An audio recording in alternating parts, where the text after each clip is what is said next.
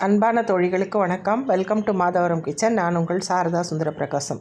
இன்றைக்கி நம்ம ஒரு ஹெல்த்தியான மழை பெஞ்சிட்ருக்குங்க. அதனால் ஒரு ஹெல்த்தியான ஈவினிங் ஸ்நாக்கு காய்கறி போண்டா. இதை நம்ம எப்படி செய்யலான்னு பார்க்கலாம் வாங்க. அதுக்கு நான் 3 வகை காய்கறி வச்சுருக்கேங்க. கோஸு, பீன்ஸு, கேரட்டு, அப்புறம் பச்சை மிளகா, அப்புறம் வெங்காயம் பொடியாக கட் பண்ணி வச்சுருக்கேன். இஞ்சி, பூண்டு, சோம்பு நான் தட்டி வச்சுருக்கேன். கொஞ்சம் கொத்தமல்லி, 1 கப்பு கடல மாவு, இங்கே பாருங்கள், பீன்ஸு, கேரட்டு, கோஸு, பச்சை மிளகா பொடியாக கட் பண்ணி வச்சுருக்கேங்க. 2 பச்சை மிளகா. இப்போது இதில் போட்டுக்கலாம். இந்த பாத்திரத்தில்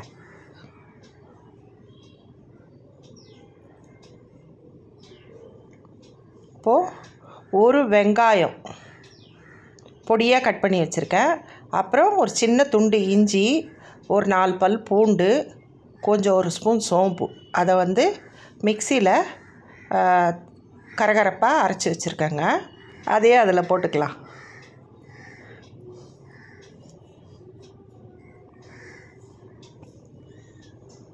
போட்டுட்டு நல்லா கலந்துக்கலாங்க. கையால் நல்லா கிளறி விடுங்க. அப்போது எல்லாம் மிக்ஸ் ஆகும். மழைக்கு இந்த காய்கறி போண்டா ரொம்ப நல்லா இருக்குங்க. இப்போது 1 கப்பு கடல மாவு எடுத்து வச்சுருக்கேன். அதையே நம்ம அதில் போட்டுக்கலாம். ஒரு 1/4 கப்பு அரிசி மாவுங்க.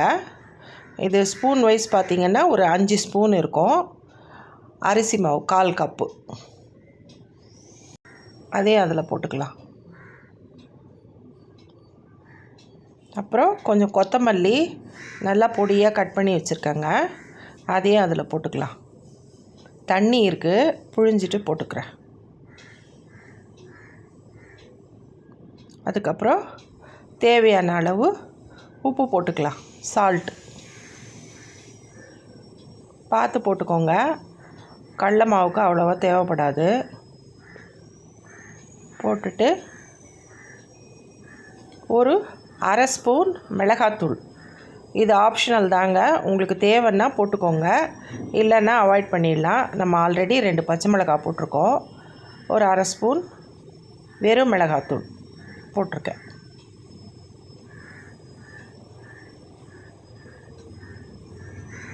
இப்போது இது எல்லாம் நல்லா கையால் இப்படி கிளறி விடலாங்க, பிசைஞ்சு விடலாம். அந்த வெங்காயத்தில், அந்த காய்கறியில் இருக்கிற ஈரத்தில் இந்த கடல மாவு, அந்த அரிசி மாவு நல்லா மிக்ஸ் ஆகும். இப்படி கிளறி விட்டுக்கலாம்.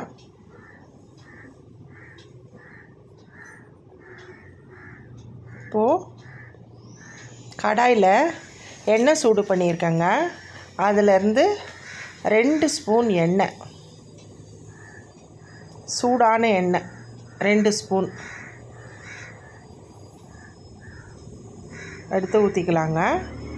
போதும், 2 ஸ்பூன் எண்ணெய் போதும். இப்போ பார்த்து நல்லா பிசைஞ்சிக்கிட்டு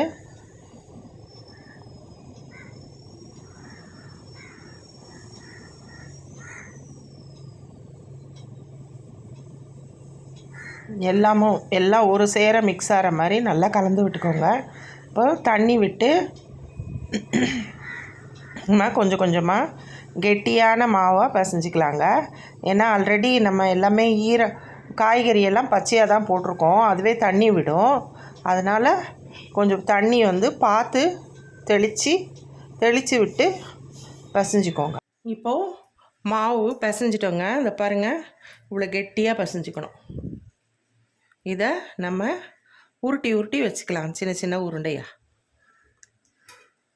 அப்படியே கிளி கூட போடலாம்.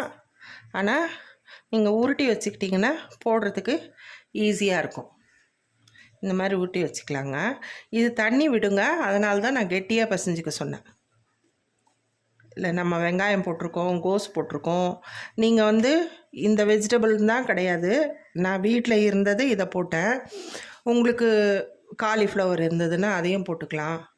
பச்சை பட்டாணி இருந்தால் அதையும் போட்டுக்கலாம், அதுவும் நல்லாயிருக்கும். குடமிளகா இருந்தால் கூட போட்டுக்கலாங்க, குடமிளகா கூட நல்லாயிருக்கும். 3 கலர் குடமிளகாவும் போடலாம், கலர்ஃபுல்லாக இருக்கும். இப்போது இந்த மாதிரி உருட்டி வச்சுக்கலாங்க.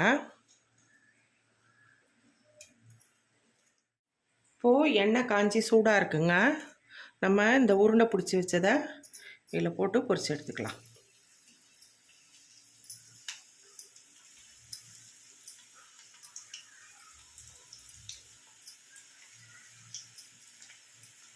இது ரொம்ப நல்லா இருக்குங்க.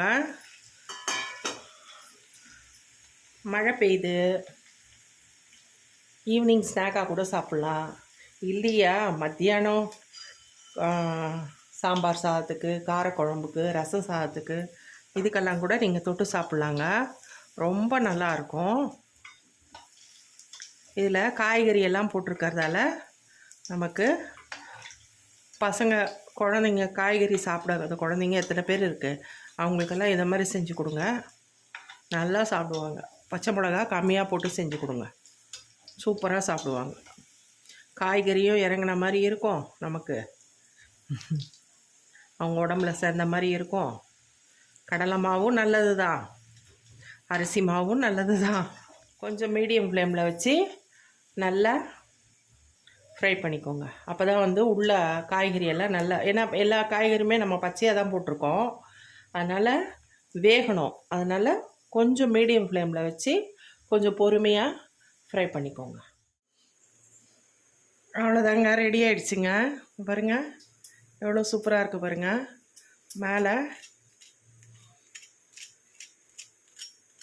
மேலே எவ்வளோ கிறிஸ்பியாக இருக்குது பாருங்கள். உள்ள சாஃப்டாக இருக்குங்க. இந்த காய்கறி எல்லாம் உள்ள நல்லா வெந்திருக்கு. இதுக்கு தொட்டுக்கிறதுக்கு எதுவுமே வேண்டாங்க, நம்ம இப்படியே சாப்பிட்லாம். இந்த கூட டொமேட்டோ சாஸ் வந்து ரொம்ப அருமையாக இருக்கும், அதை வச்சு சாப்பிட்டு பார்க்கலாம். ரொம்ப நல்லா இருக்குங்க. நம்ம போட்ட அந்த சோம்பு, இஞ்சி, பூண்டு டேஸ்ட்டு நல்லா தெரியுது. கடலை மாவு நல்லா வெந்திருக்கு, மெத்துன்னு உள்ளே நல்லா வெந்திருக்கு, மேலே கிறிஸ்பியாக இருக்குது.